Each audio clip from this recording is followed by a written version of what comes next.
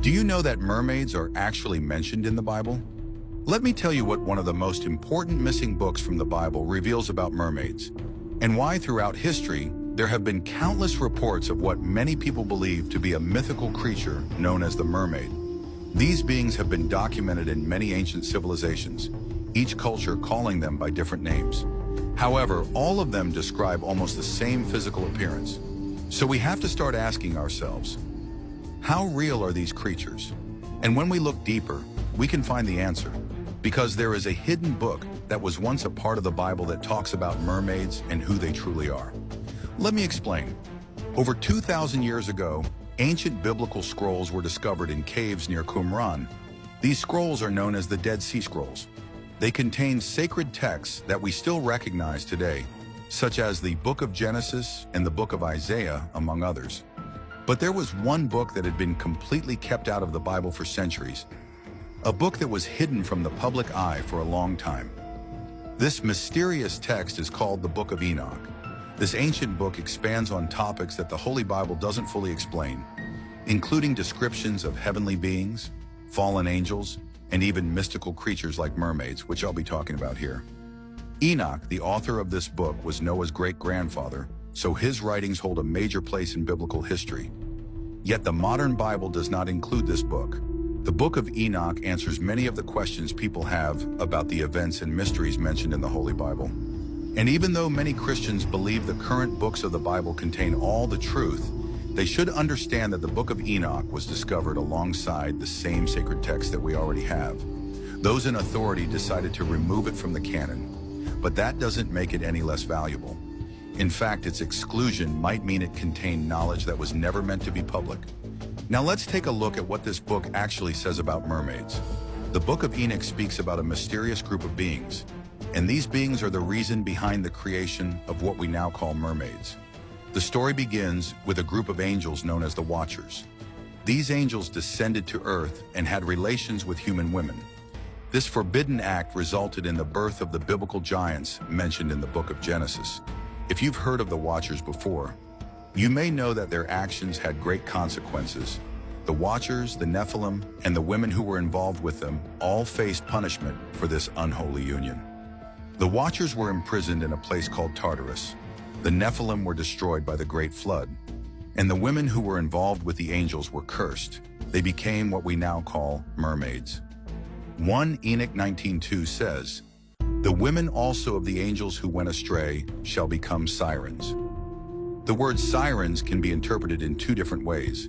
In Greek mythology, sirens were half bird and half human creatures that lured sailors with their beautiful yet deadly songs. However, the same word siren can also be translated as mermaid, a half human, half fish being. Over time, the word siren became a general term for mermaids, specifically those known for singing hypnotic songs that draw men into the sea, leading them to their deaths. There is even a modern TV show called Siren, which is entirely about mermaids. Originally, according to ancient beliefs, mermaids were human women, which is why many movies and stories portray them as women who can transform. That's because, according to the ancient texts, their original form was human. However, since they are cursed, they cannot return to their full human nature. In fact, according to first-hand reports and folklore, these beings are not nearly as beautiful as movies make them seem. They are often described as horrifying, with pitch-black eyes, sharp teeth, gills on their faces, and webbed fingers. When we study the Bible more deeply, we see verses that support the existence of these beings. One verse even describes how the oceans will one day disappear, suggesting that the sea might be linked to something unholy. Revelation 21:1 says, "Then I saw a new heaven and a new earth, for the first heaven and the first earth had passed away, and there was no longer any sea." This may mean that God sees the oceans as impure or corrupted, possibly because they are inhabited by demonic marine spirits, the same entities that ancient people identified as mermaids. Now that we know these creatures are mentioned in ancient texts, it becomes clear that these aquatic humanoid beings may have survived the Great Flood. Their natural habitat is water, which would explain why there are still so many sightings even today.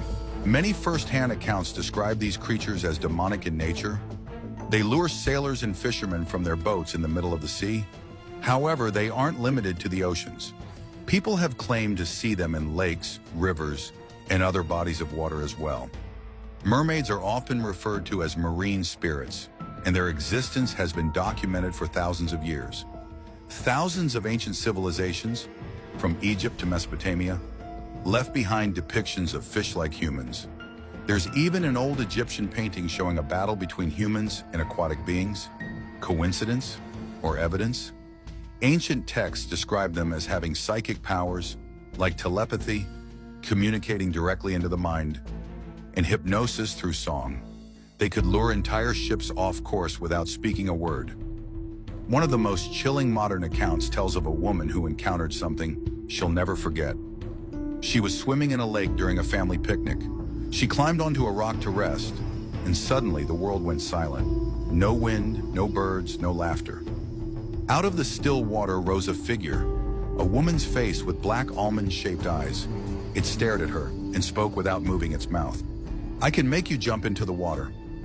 Frozen in terror, the woman refused to move. The creature looked angry, then disappeared beneath the surface. Stories like this exist across the world. People who vanish near lakes or seas after hearing mysterious voices. In some cultures, seeing a mermaid means great fortune. In others, it's a sign of death. And in many ancient traditions, these beings are known as marine spirits, entities tied to witchcraft, lust, and destruction. So what if all these stories are not legends? What if they are fragments of a forgotten truth? Evidence of a curse that started thousands of years ago, when angels disobeyed God and humanity paid the price? The Book of Enoch gives us a clue, and maybe that's why it was removed. Because if mermaids are real, then it means the stories of the Watchers, the Nephilim, and the rebellion in heaven were all true. The question is, why hide it? Why remove the book that connects our myths to our faith? Could it be that the truth about what lies beneath the ocean was too terrifying for the world to accept? So next time you stand near the sea at night and the waves whisper your name, remember what Enoch wrote.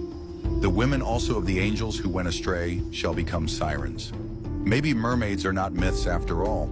Maybe they are the living proof of an ancient curse, a warning left beneath the waves, a reminder of what happens when heaven and earth collide.